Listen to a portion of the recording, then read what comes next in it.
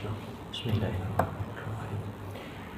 Assalamualaikum warahmatullahi wabarakatuh. Linnabiyyil Mustafa Rasulillah sallallahu alaihi wasallam wa ila arwahi walidina wa muallimina wa zawil huquqi alaina ajma'in. Al-Fatihah. A'udzu billahi minasyaitonir rajim. Bismillahirrahmanirrahim. Alhamdulillahi rabbil alamin. Ar-Rahmanir Rahim. Maliki yaumiddin. Iyyaka na'budu wa iyyaka nasta'in. Ihdinas siratal mustaqim. Siratal ladzina an'amta 'alaihim ghairil maghdubi 'alaihim waladdallin. Amin. Innal hamdalillah nahmaduhu wa nasta'inuhu wa nastahdihi wa nastaghfiruh wa na'udzu billahi min shururi anfusina wa min sayyiati a'malina. May yahdihillahu fala mudilla lahu wa may yudlilhu fala hadiya lahu. Asyhadu an la ilaha illallah wa asyhadu anna Muhammadan 'abduhu wa rasuluh. Allahumma salli wa sallim ala sayyidina Muhammad wa ala alihi wa ashabihi ajma'in. Subhanaka la ilma lana illa ma 'allamtana innaka antal alimul hakim. Rabbi shrah li sadri wa yassir li amri wahlul 'uqdatam min lisani yafqahu qawli. Allahumma anta rabbi la ilaha illa anta khalaqtani wa ana 'abduka wa ana 'ala 'ahdika wa wa'dika mastata'tu. A'udzu bika min syarri ma sana'tu. Abu'u laka bi ni'matika 'alayya wa abu'u bi dhanbi faghfir li fa innahu la yaghfiru dzunuba illa anta. Yang dihormati Tuan Nazir, Tuan Imam, Tuan Bilal, pegawai serta ahli jawatan kuasa Masjid As-Sabirin Kampung Bukit Canggang. Yang dihormati juga Tok Ketua Kampung kita, para alim ulama di kalangan tuan-tuan dan juga puan-puan, asatizah sekalian, seterusnya muslimin muslimat, hadirin hadirat. Pertama dan selama-lamanya, marilah kita merafakkan kesyukuran kehadrat Allah Subhanahu wa ta'ala kerana dengan limpah kurnia rahmatnya dapat kita berkumpul pada malam ini, berjumpa pada malam ini. Perjumpaan kali pertama dalam pengajian kuliah berkitab dalam kitab Faham Faraid. Sebelum ini, bila terakhir ada pengajian faraid di masjid? Ada tak sebelum ni pengajian faraid? Kau ada ingat 5 tahun lepas ke pengajian berkitab? Tak ada. Alhamdulillah. Walaupun mempelajari ilmu faraid hukumnya fardu kifayah. Sebahagian buat, yang lain tak payah. Bukan maksud tak payah, maksudnya gugur kewajipan sebahagian yang lain apabila sebahagian dah belajar. Tetapi membahagikan harta pusaka adalah fardu ain ke atas setiap waris. Bermakna kita semua nanti, insya-Allah, tak semua tetapi kebarangkalian ya, kita akan terlibat dalam urusan pembahagian pusaka. Maka pada ketika itu wajib ke atas kita untuk membahagi dan menentukan mengikut kaedah faraid. Allah Subhanahu wa ta'ala memberikan kehidupan kita di dunia ini hanya pinjaman. Bukan Allah bagi terus. Termasuk badan kita, termasuk harta kita. Qalu inna lillahi wa inna ilaihi raji'un. Setiap makhluk adalah milik Allah dan kita hidup di dunia ini juga pinjaman dari Allah. Allah berikan harta kepada kita, Allah berikan masa usia kepada kita, Allah berikan anggota badan kepada kita, Allah berikan ilmu kepada kita, dan semuanya ini akan ditanya di akhirat nanti. Tidak berganjak kaki seorang hamba itu di padang mahsyar, melainkan akan ditanya 4 soalan berkaitan tentang ilmunya. Adakah cukup mengajinya yang fardu ain? Yang fardu ain apa dia? Ilmu berkaitan tentang tauhid, berkaitan tentang syariah, berkaitan tentang tasawuf. Cukup belajar, lepas dah satu, adakah diamalkan? Kalau diamalkan, alhamdulillah. Lepas yang kedua, yang ketiga, adakah disampaikan? Itu baru ilmu berkaitan tentang usia kita, daripada kita mula mukallaf sehingga kita mati atau kita nyanyuk. Mudah-mudahan tak nyanyuk lah, kalau Allah nak ambil kita dalam keadaan husnul khatimah. Walaupun nyanyuk tu dah terangkat mukallaf, tetapi kita tak nak dalam keadaan begitu, minta dijauhkan. Boleh jadi menyusahkan anak-anak yang akan menjaga dan sebagainya. Kita minta yang terbaik, minta Allah matikan kita dalam keadaan husnul khatimah. Umur yang Allah bagi pinjaman dan akan ditanya di akhirat nanti. Dan yang ketiga berkaitan tentang harta. Harta dari mana kita dapat dan ke mana kita belanjakan. Allah berfirman, A'udzubillahi minasyaitonirrajim, Ya ayyuhallazina amanu la ta'kulu amwalakum bainakum bil batil. Wahai orang yang beriman, janganlah kamu memakan harta di antara kamu dengan cara yang batil. Kita sedia maklum, makan cara harta batil, merompak, mencuri, rasuah, salah guna kuasa, itu kita semua sedia maklum.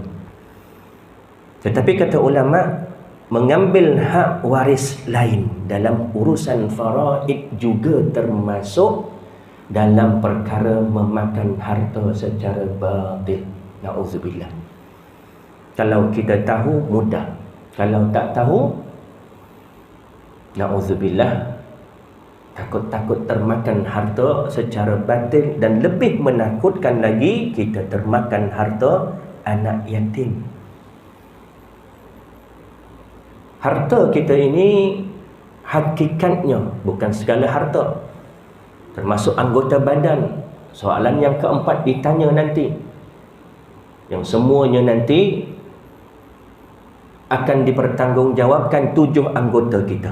Mata kita, tangan kita, mulut kita, kaki kita, perut kita, kemaluan kita. Dan pada ketika itu, apa kata Allah? Al-yawma nakhtimu ala afwahihim. Surah Yasin yang biasa kita baca tiap-tiap malam Jumaat. Al-yawma nakhtimu ala afwahihim. Pada hari itu kata Allah, aku akan tutup mulut-mulut mereka. Wa tukallimuna aydihim. Yang bercakap siapa? Tangan kita. Wa tukallimuna aydihim wa tashhadu arjuluhum. Dan yang menjadi saksi adalah kaki kita. Waktu itulah mulut dah tak boleh nak cong lagi. Faham maksud cong? Kita kat dunia ni boleh cong sana, cong sini, boleh selamat, tipu sana, tipu sini. Tetapi di akhirat nanti mulut kita dikunci, ditutup. Yang bercakap tangan-tangan, Ya Allah, si Fulan bin si Fulan tarikh sekian-sekian, melakukan sekian-sekian di tempat sekian-sekian. Wa may ya'mal mithqala dzarratin khairan yarah. Walau sebesar zarah akan dipersoalkan, akan ditimbang, akan ditanya. Dan yang menjadi saksi kaki-kaki kita, Ya Allah, aku menjadi saksi si Fulan bin si Fulan ini pada tarikh sekian-sekian pergi ke tempat sekian-sekian, melakukan sekian-sekian. 4 perkara ini kalau lepas kita, mudah-mudahan amin ya rabbal alamin, dimasukkan kita ke dalam syurga Allah. Berbalik kepada harta tadi, Nabi SAW bersabda, kullu lahmin nabatat min haramin fannaru aula bih.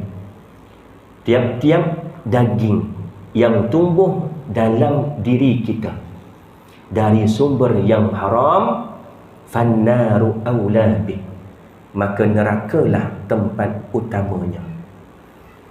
Sahabat bertanya, ya Rasulullah, sikit pun masuk neraka ke? Alah, sikit je, kita ambil sikit je, masuk poket RM1 je. Apa kata Nabi? Ya, walaupun hanya satu sebatang kayu sugi.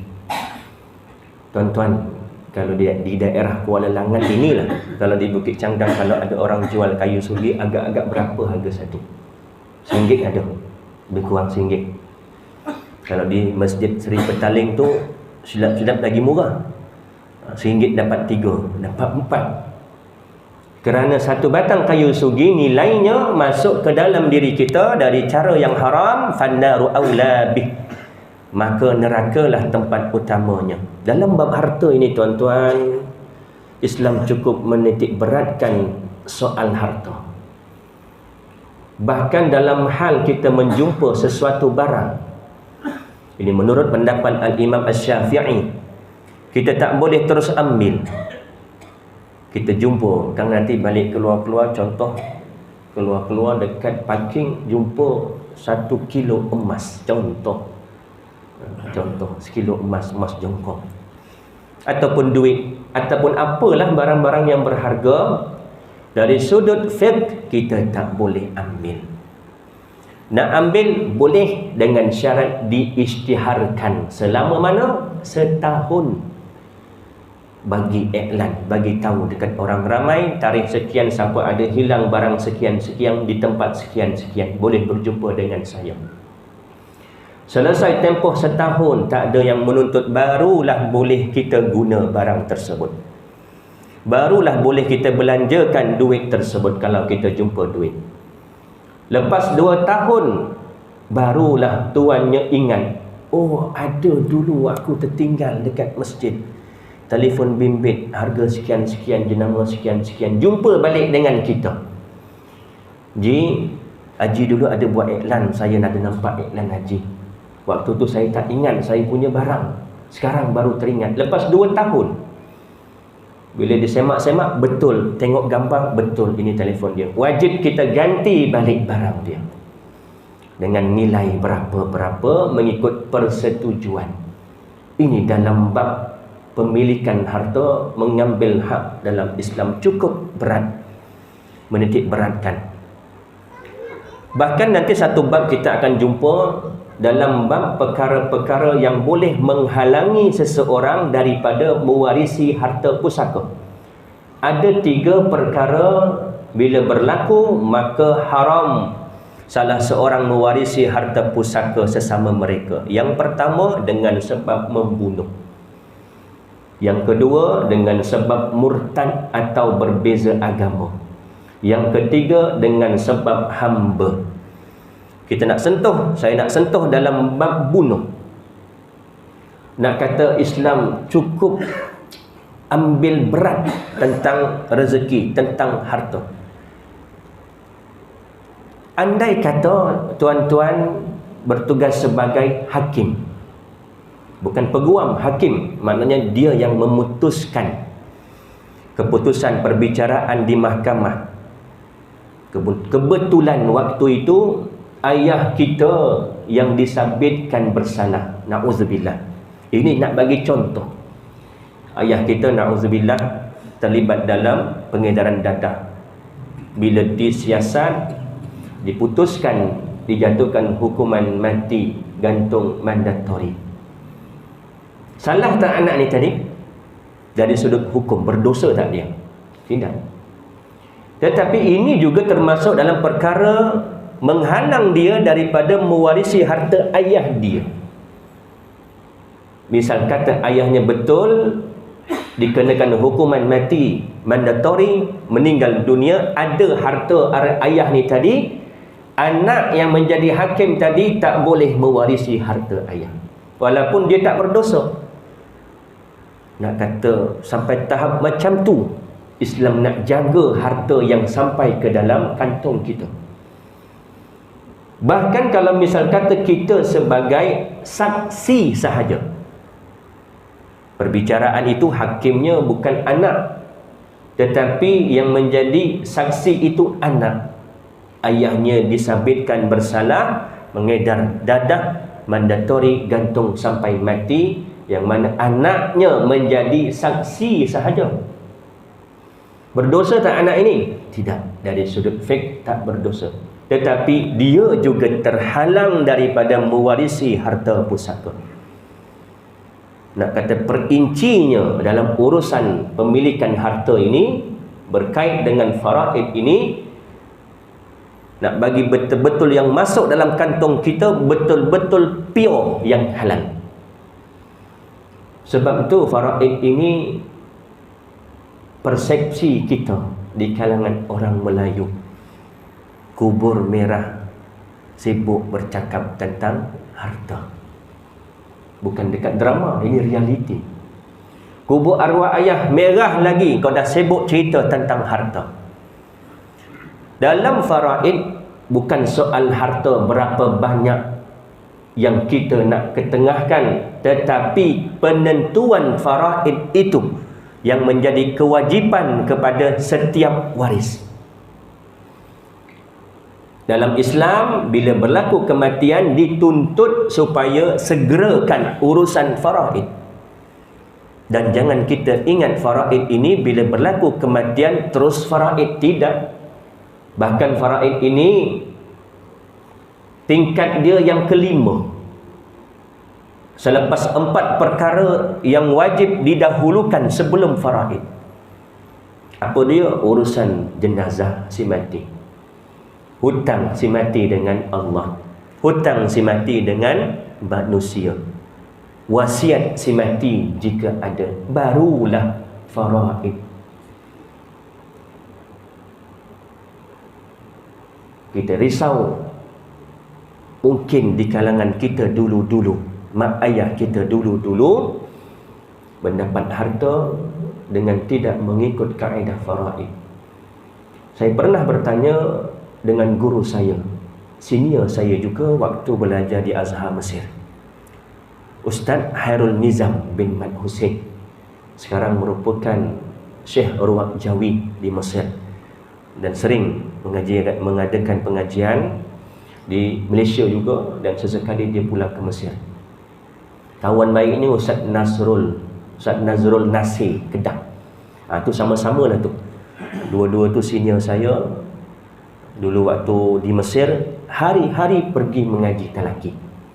Tiap-tiap lepas subuh. Macam mana saya tahu? Saya yang sewakan motor kepada dia orang. Saya beli motor banyak-banyak, kemudian sewakan kepada pelajar-pelajar Malaysia, dan salah satunya motor yang digunakan tiap-tiap pagi oleh mereka berdua ni, Ustaz Harul Nizam bin Mat Hussein dan juga Ustaz Nazrul Nasir.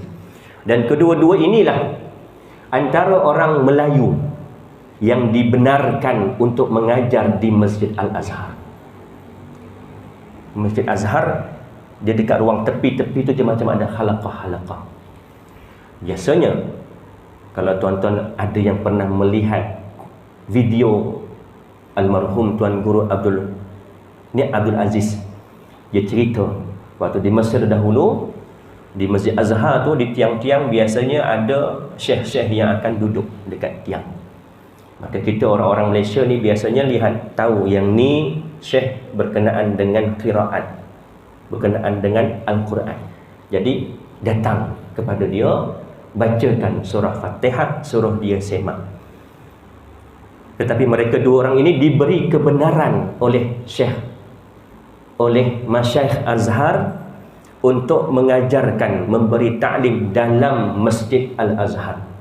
Saya tanya kepada beliau, Ustaz, kalaulah dulu-dulu mak ayah kita dapat harta dengan tidak menggunakan kaedah faraid, macam mana keadaan kita yang dapat harta sekarang? Dia pernah bertanya dengan gurunya, Syekh Said Saltut, merupakan ahli jawatan kuasa Darul Ifta. Darul Ifta ini satu badan Jabatan Mufti satu Mesir. Kalau kita di Selangor, Jabatan Mufti Negeri Selangor. Negeri lain ada Jabatan Mufti. Ini Darul Ifta satu Mesir. Kahirah sahaja luasnya semenanjung Malaysia. Itu baru Kahirah. Belum negeri-negeri yang lain. Ni Darul Ifta merupakan ahli jawatan kuasa. Apa kata Syekh? Kalau misal kata kita tahu harta yang kita dapat dari mak ayah kita, yang mana mereka dapat bukan dengan cara faraid, wajib kita pulangkan kepada waris yang berhak terdahulu. Wajib. Ustaz, dah tak ingat Ustaz, dah lama sangat Ustaz. Serah kepada Allah. La yukallifullahu nafsan illa wus'aha. Mudah-mudahan orang tua kita dulu diampunkan. Kita tak tahu. Dan ini antara tujuan kita belajar tentang faraid, supaya apa? Kita dan generasi kita tidak termasuk dalam perkara-perkara memakan harta secara batil. Na'udzubillah. InsyaAllah kita akan gunakan kitab Faham Faraid. Kitab ini dikarang oleh Ustaz Hilmi Hanis bin Muhammad, sahabat saya. Kami mengaji faraid dari guru yang sama, daripada almarhum Ustaz Jabal Alam Shah, orang Indonesia. Kalau orang anak-anak Malaysia yang belajar Mesir antara tahun 2000 hingga 2015 lebih kurang kenal dengan almarhum Ustaz Jabal Alam Shah, atau lebih dikenali sebagai Ustaz Jabal An. Ini antara guru faraid yang membina satu kaedah dinamakan sajarah miras, pokok miras, supaya mudah difahami siapa di kalangan ahli waris, berapa bahagian dia dan sebagainya. Dan saya mendapat sanad daripada almarhum. Kita sedekahkan Al-Fatihah kepada almarhum. Mudah-mudahan ilmu yang kita dapat juga memberi manfaat kepada beliau. Al-Fatihah. Bismillahirrahmanirrahim. Alhamdulillah. Ar-Rahmanir-Rahim. Iyyaka na'budu wa iyyaka nasta'in. Ihdinas siratal mustaqim. Siratal ladzina an'amta 'alaihim.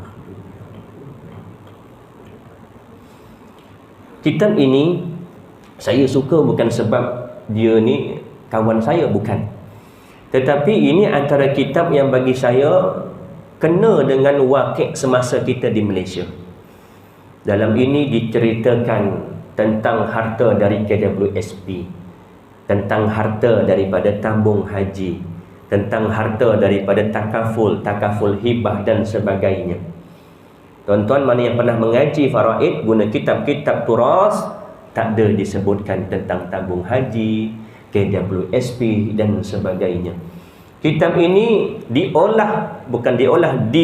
dibuat, dikarang berdasarkan situasi dan berkait dengan isu semasa yang berlaku di Malaysia. Jadi kitab ini harganya RM30. Saya ada bawakan 25 naskah di sini. Mana-mana yang nak ambil, tak bawa duit, ambil dulu pun tak apa. Atau boleh serahkan duit. Tadi Tok Ketua Kampung ada bagi tahu saya, kalau ada yang tak bawa duit boleh bagi dekat dia nanti. Bulan depan saya ambil dengan Ketua Kampung. Ambil RM30, maaf, RM30 harganya satu naskah. Muka surat sehingga 324. Bahagi RM30, lebih kurang satu muka tak sampai 10 sen. Dalam kitab ini ada dua perbahasan besar yang insya-Allah jika diberikan keizinan kita, dipanjangkan usia, dapat kita selesaikan. Yang pertama, dalam bahagian pemahaman fiqh berkaitan tentang hukum, berkaitan tentang apa jua hukum yang berkait dengan faraid. Dan bahagian yang kedua nanti kita akan masuk pada bahagian pengiraan. Dan pada ketika itu nanti kalau boleh kita ada whiteboard dan juga pen marker untuk proses pembelajaran pengiraan. Apa yang nak ditekankan di sini bukan pengiraan yang kita nak utamakan. Kita belajar faraid ini bukan tujuan supaya balik-balik nanti tuan-tuan boleh kira, itu afdal, lagi bagus. Tetapi yang paling utamanya adalah kita nak faham berkaitan tentang fiqh faraid. Sebab ia berkaitan tentang hukum. Sebab sekarang ini apa yang kita nampak, orang dalam bab harta pusaka ini ambil ringan. Sedangkan pembahagian harta pusaka menggunakan faraid ini adalah wajib, fardatan minallah, ketetapan dari Allah Subhanahu wa taala, nasiban mafruḍa, ketentuan yang telah ditetapkan. Suami dapat 1/2, walakum nisfu ma taraka azwajukum illam yakul lahunna walad. Bagi suami-suami 1/2 dari harta isterinya sekiranya isterinya illam yakul lahunna walad, tiada anak. Bagi ayah sekian-sekian, bagi ibu sekian-sekian, bagi anak sekian-sekian. Semuanya diceritakan secara terperinci dalam Al-Quran. Tuan-tuan, kita sudah maklum harta kita, badan kita semua milik Allah. Bila kita mati, harta kita kembali kepada siapa? Kepada Allah. Dan Allah yang memberikan harta tersebut kepada waris kita berdasarkan pada faraid. Allah sebutkan dengan jelas dalam Al-Quran surah An-Nisa. Suami dapat berapa, isteri dapat berapa, ayah dapat berapa, ibu dapat berapa, anak-anak lelaki berapa, perempuan berapa. Semua Allah ceritakan dengan detail dalam Al-Quran. Dan hujung ayat tersebut, apa kata Allah? Tilka hududullah. Inilah ketentuan Allah. Allah memberi galakan, wa may yuti'illaha wa rasulahu yudkhilhu jannatin tajri min tahtihal anhar. Barang siapa yang taat kepada Allah dalam urusan faraid tadi, kerana ayat itu selepas diceritakan pembahagian faraid, maka akan dimasukkan ke dalam syurga Allah yang mengalir sungai di dalamnya. Wa may yu'sillaha wa rasulahu wa yata'adda hududahu yudkhilhu naran khalidi fiha walahu azabun muhin. Dan barang siapa yang ingkar kata Allah, faman yu'sillaha wa rasulahu wa yata'adda hududahu, dan melampaui batas, akan dimasukkan, dihumbankan ke dalam neraka Allah. Khalidina fiha, kekallah ia di dalamnya. Bukan masuk neraka sekejap, kekal. Walahu azabun muhin, bukan masuk neraka suka-suka, diberi azab yang memedihkan. Kerana itu pembahagian faraid ini pilihan pertama, bukan pilihan kedua, bukan pilihan ketiga, bukan bila dah berlaku pergaduhan, bukan bila dah berlaku perselisihan baru nak kembali kepada Al-Quran. Tidak, tetapi pilihan yang pertama. Boleh tak Ustaz kita nak bagi sama rata, nak bagi muafakat, kami sepakat adik-beradik? Boleh dengan 3 syarat. Syarat yang pertama, di kalangan ahli waris mesti akil dan juga baligh.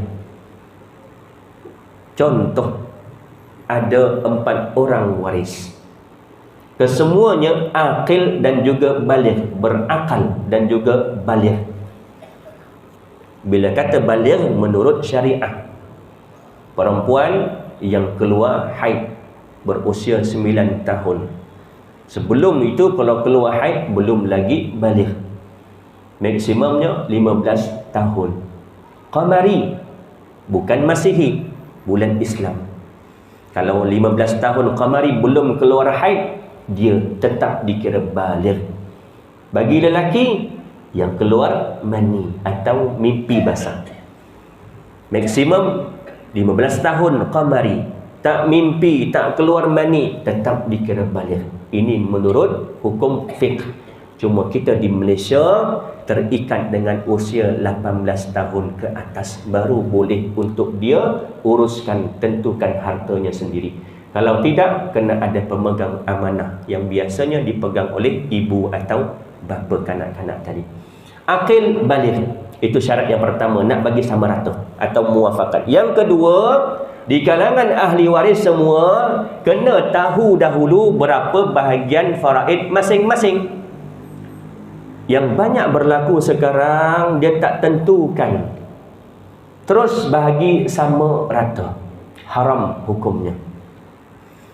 Kerana membelakangkan tuntutan, membelakangkan perintah Allah, faridatan mafruḍah yang telah ditetapkan oleh Allah untuk ditentukan. Bila kata faraid ni tuan-tuan, bukan kita nak kumpulkan dekat tengah-tengah, inilah geran tanah ayah, inilah geran rumah, geran kereta sebagainya. Bukan itu tujuan faraid. Tetapi kita tentukan, mak arwah ayah dah tak ada, bahagian mak 1/8. Sebab mak isteri ayah.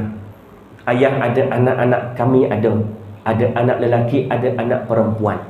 Arwah atuk dah tak ada, arwah nenek dah tak ada. Mak ayah kepada si mati dah tak ada. Yang ada cuma isteri dan anak-anak. Bahagian isteri 1/8. Kami anak-anak ini yang ada baki 7 bahagian ini, kami dapat dengan nisbah lelaki 2 bahagian, perempuan 1 bahagian. Lizakari mithlu hazil unsayain.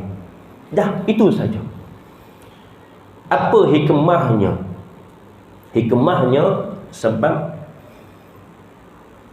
kita tak tahu selepas kematian yang pertama boleh jadi akan berlaku kematian kedua, ketiga dalam tempoh yang dekat. Bila berlaku, maka akan berlakunya munasahat, kematian bertingkat-tingkat, yang mana akan menyukarkan kita untuk menentukan faraid. Ini hikmah. Tetapi ini tuntutan, bukan tujuan, bukan sebab, tetapi hikmah di sebalik tuntutan Allah supaya disegerakan urusan faraid. Supaya apa? Supaya kita tahu bahagian kita dah selesai. Dan itu juga waktu yang biasanya semua waris berkumpul pada hari kematian. Buang jauh-jauh persepsi kubur merah, lagi sibuk cerita pasal harta. Kita bukan cerita tentang harta, kita cerita tentang faraid.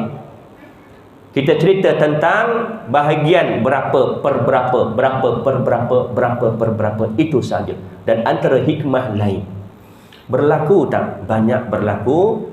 Barang-barang si mati digunakan sebelum pembahagian faraid.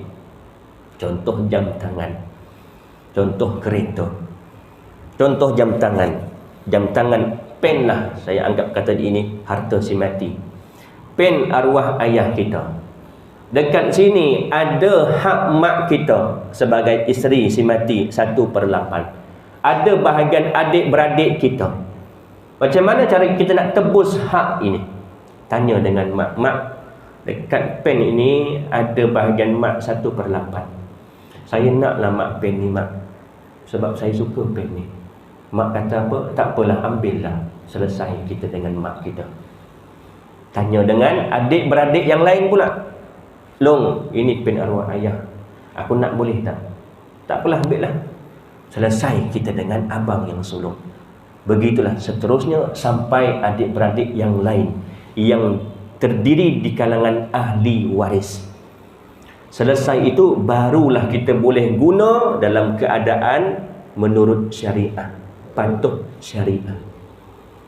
Di kalangan ahli waris, kita akan kenal nanti siapa ahli waris, siapa yang bukan. Di kalangan lelaki ada 15 orang, di kalangan perempuan ada 10 orang. Dan jika dikumpulkan ke 25 ahli waris ini, tak semua dapat. Cuma 5 orang sahaja yang dapat. Siapa dia? Ayah si mati, ibu si mati, pasangan si mati, anak lelaki si mati, anak perempuan si mati. Ada 5 ini, yang lain mahjub, terhalang.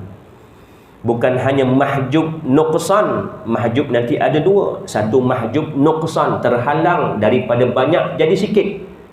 Tetapi mahjub hirman, mahjub yang tak dapat langsung elak. Satu sen pun tak ada hak ke atas dia. Adik-beradik arwah, pakcik arwah, anak angkatnya, anak menantunya. Kadang-kadang orang luar ni lebih sudu dari kuat. Bila ada 5 waris ini, yang lain tertolak. Jadi 5 yang ini yang kita kena tanya setiap seorang untuk gunakan harta sebelum dibahagikan secara rasmi. Tanah nak buat pembahagian bukan mudah, bukan sikit masa. Kadang makan tahun, urusan di unit pusaka kecil, urusan di amanah rayanya. Kalau nilai itu lebih daripada 2 juta, urusan di mahkamah tinggi lagi. Prosesnya makan masa. Jadi dalam tempoh itu boleh jadi tak waris-waris ini akan gunakan harta? Boleh jadi. Caranya bagaimana nak jadi patuh syariat? Tanya seorang-seorang. Dapatkan kebenaran daripada waris yang lain. Kita dah tahu dah siapa waris, siapa yang bukan waris. Yang berhak dapat, yang tidak berhak dapat. Tanya yang berhak dapat. Bahagian dia dekat sini ada. Tanya dia. Barulah kita selamat. Dan syarat yang ketiga, nak bagi sama rata atau muafakat, kena redha di kalangan ahli waris. Azan Isya, biasanya azan ke kita teruskan? Azan. Kita beri laluan azan, kemudian kita sambung sedikit ya.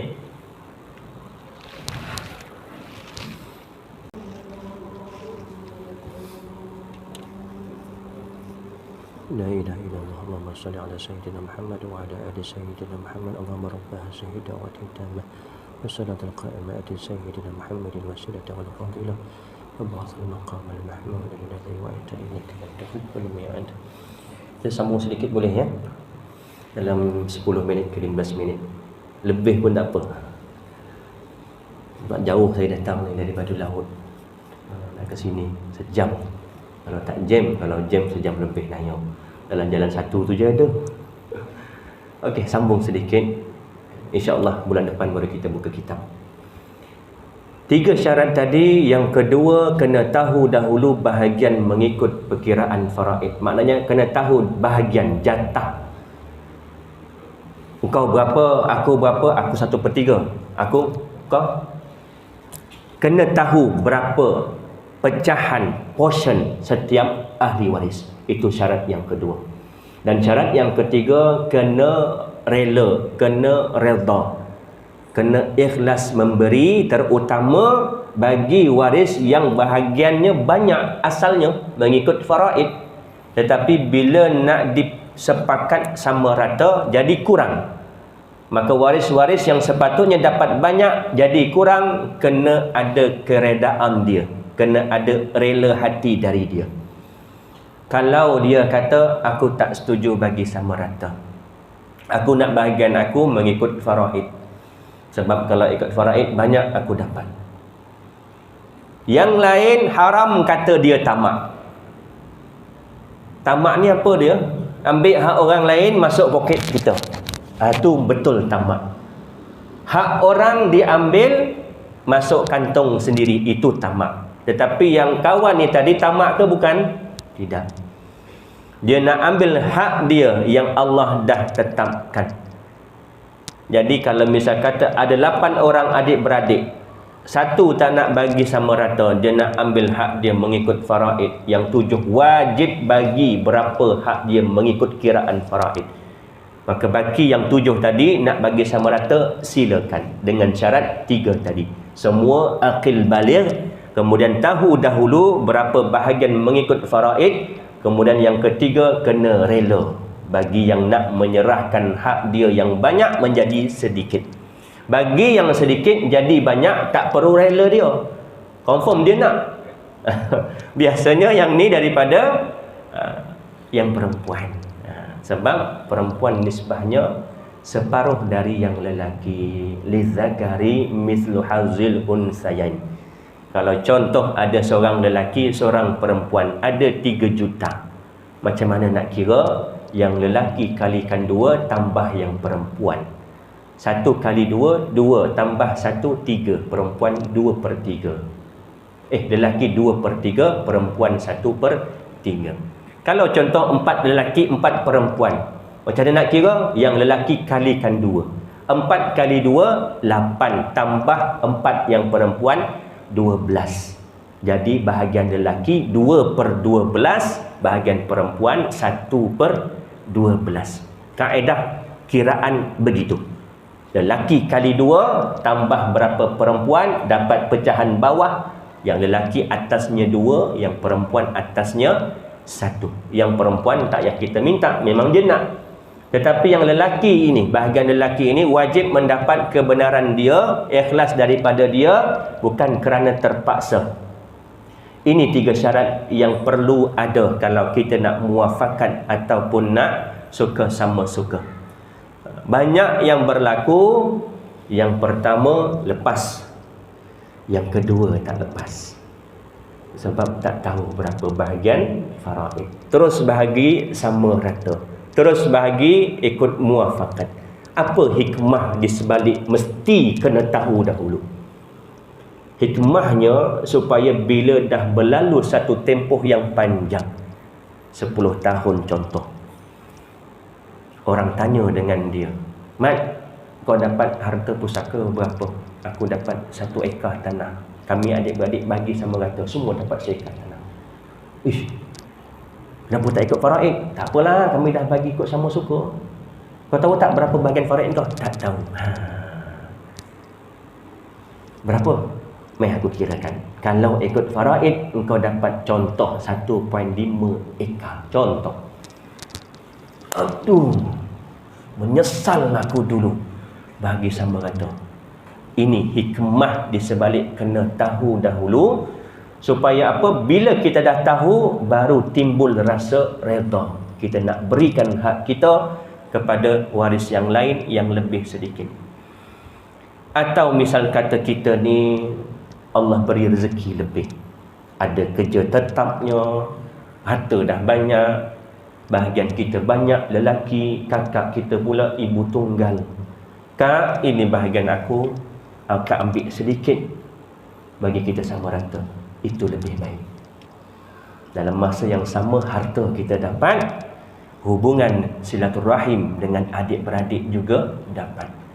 Sekarang ini banyak berlaku pergaduhan hanya kerana harta, sebab tak tahu. Kalau orang faham tentang faraid, nama kitabnya pun kitab faham faraid.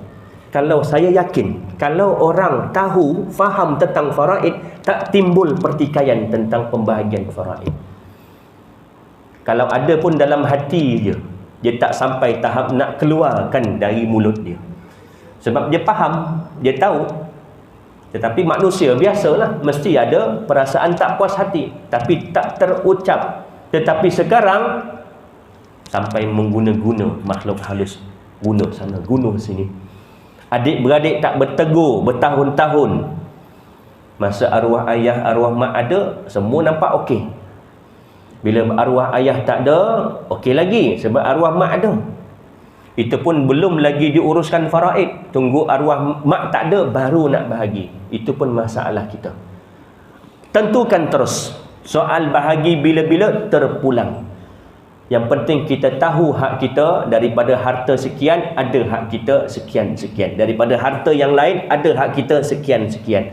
Cara kita nak muafakat terpulang, bila cukup 3 syarat, silakan. Nak tebus ke, nak beli ke, "Bang, bahagian kau ada sini, kalau ikut nilainya dalam 100,000, aku bayar kat engkau." "Boleh, tak apa, ambil lah." Tukar nama terus, letak nama kau seorang je. Ikutkan ke nama kongsi dekat tanah tu. Terpulang, bila cukup 3 syarat, silakan. Dah tak ada lagi halangan. Ini yang kita nak, kalau boleh orang faham tentang faraid. Bukan kita nak semua orang pandai kira-kira, tak. Itu fardu kifayah, tetapi sekurang-kurang kita tahu berkaitan tentang hukum fiqh. Sebab kemungkinan besar kita semua akan terlibat dalam urusan pembahagian pusaka. Kalau tak harta mak kita, harta ayah kita. Boleh jadi harta adik-beradik kita, kita juga termasuk sebagai waris. Sebab arwah tak ada anak. Jadi kita yang lelaki, adik-beradik ada bahagian kita dalam harta si mati. Kalau tak, kita mungkin untuk anak-anak kita buat siap-siap fail faraid. Tentukan siap-siap, kalau aku mati nanti isteri aku dapat berapa. Bukan kita nak tentukan berapa harta, nilainya berjuta-juta. Tidak, pembahagian sahaja. Isteri dapat 1/8 sebab aku ada anak. Anak-anak lelaki berapa dapat, ayah dapat berapa, 1/6. Ibu dapat berapa, 1/6. Nanti bila kita dah mati, mudah dah urusan waris-waris kita. Tentukan sahaja berdasarkan pada pecahan tadi. Contoh tanah tadi nilainya 1 juta. Dalam 1 juta ini bahagian mak 1/8, kalikan berapa. Inilah bahagian mak. Mak tak nak tanah ni, siapa nak beli bahagian mak? Yang lain wajib bayar kepada mak, nak tebus hak tadi. Atau kalau dia kata tak apalah, ambillah, korang bahagilah bahagian mak ni, korang bahagi ikut sama rata kepada korang, pun tak ada masalah sebab dah lepas 3 syarat tadi. Ni banyak yang berlaku, syarat yang kedua terlepas pandang. Sebab bila saya tanya dulu, ada tak pengajian faraid? Tak ada. Betul, pengajian faraid ini saya akui agak apa, krik-krik sikit pengajian dia di Masjid Surau. Sebab masih lagi persepsi kita mengatakan bila cerita tentang faraid dia agak sensitif. Tetapi inilah tuntutan agama. Inilah yang berkait tentang hukum, yang menjadi darah daging kita, yang menentukan kita sama ada masuk ke dalam syurga atau neraka. Ya, betul, syurga neraka bukan dengan amalan kita, dengan rahmat Allah. Tetapi nak dapat rahmat Allah dengan mentaati perintah Allah. Kalau perintah Allah kita tak ikut, agak-agak dapat tak rahmat Allah? Tanya, tepuk dada, tanya iman masing-masing. Saya rasa cukup sekadar itu. Yang baik itu datang daripada Allah, dan kurang lemah itu datang daripada kelemahan diri saya. Saya mohon maaf, mohon ampun. Andai terkasar bahasa, tergurus hati tuan-tuan dan juga puan-puan, kita tanggung dengan tasbih kafarah dan suratul asr. Subhanakallahumma bihamdika asyhadu an la ilaha illa anta astaghfiruka wa atubu ilaik. Bismillahirrahmanirrahim. Wal 'asri innal insana lafi khusr illa alladziina aamanu wa 'amilus shalihaati wa tawassaw bil haqqi wa tawassaw bis sabr. Bismillahirrahmanirrahim. Alhamdulillahirabbil alamin. Wassalatu wassalamu ala asyrafil anbiya'i wal mursalin wa ala alihi wa sahbihi ajma'in. Allahumma faqihna fid din wa 'allimna ta'wil wahdina siratal mustaqim. Siratal ladzina an'amta 'alaihim minan nabiyyin wasiddiqin wasyuhada'i wassalihin. Allahumma arinal haqqa haqqa warzuqna ittiba'ah wa arinal batila batila warzuqna ijtinabah. Allahumma inna na'udzubika min 'ilmin la yanfa' wa min qalbin la yakhsha wa min nafsin la yashba' wa min da'watin la yustajabu laha. Rabbana atina fid dunya hasanah wa fil akhirati hasanatan wa qina 'adzaban nar. Wa sallallahu ala sayyidina Muhammad wa ala alihi wa sahbihi wa baraka wa sallam. Walhamdulillahi rabbil alamin. Assalamualaikum warahmatullahi wabarakatuh. Sesi soal jawab kita akan masuk pada bulan-bulan berikut bila kita dah mula buka kitab, insya-Allah.